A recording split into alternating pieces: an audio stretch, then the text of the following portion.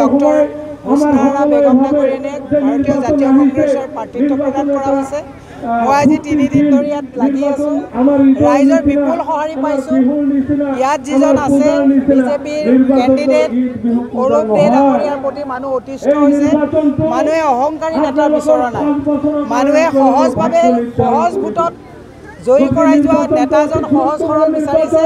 হোসনাৰা বেগম ডাঙৰীয়ানী সহজ সৰল শিক্ষিত নেত্ৰী।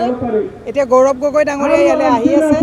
গতিকে আমি আশা কৰিছোঁ যে ইয়াত সকলো যিসকল ভোটাৰ আছে সকলোৱে বিপুল ভোটত জয়ী কৰাব বুলি আমি আশা ৰাখিছোঁ। BTCত যেনেকৈ এটা সময়ত হাগ্ৰামা ডাঙৰীয়াক ডেভেলপমেণ্টৰ কাৰণে দিয়া হৈছিলে, নিজৰ ডেভেলপমেণ্ট হ'ল, কিন্তু ইয়াত মই আজি আহোঁতে ৰাস্তা ঘাটবিলাক দেখিছোঁ ইয়াত তেনেকুৱা ডেভেলপমেণ্ট হোৱা নাই। UPPLৰ প্ৰধান যিজন আছে প্ৰমোদ বড়ো ডাঙৰীয়া, তেওঁৰ প্ৰতিও মানুহে আজি তাৰিখত তেওঁলোকো হিমন্ত বিশ্ব শৰ্মাৰ চাবিত চলি থকা চৰকাৰ এখন মানুহে বিচৰা নাই।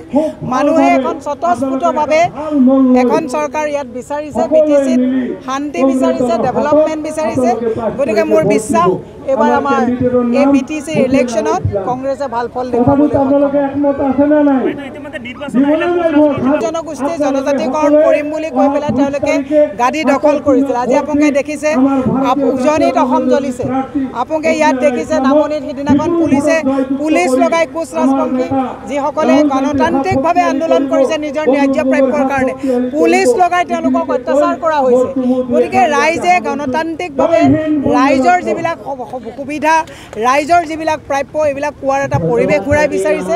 কংগ্ৰেছে এটা দল যি ৰাইজৰ কথা শুনে। গতিকে মোৰ বিশ্বাস যে এইবাৰ ইয়াত থকা যিসকল কোচ ৰাজবংশী লোক আছে, যিসকল আমাৰ সম্প্ৰদায় মুছলমান সম্প্ৰদায়ৰ লোক আছে, যিসকল বেংগলী সম্প্ৰদায়ৰ লোক আছে, আদিবাসী আছে, সকলোৱে এইবাৰ এখন কংগ্ৰেছৰ চৰকাৰ ইয়াত বিচাৰিছে। মোৰ বিশ্বাস যে BTCত এইবাৰ আমাৰ ভাল ফল দেখাবলৈ আমি সক্ষম হ'ম।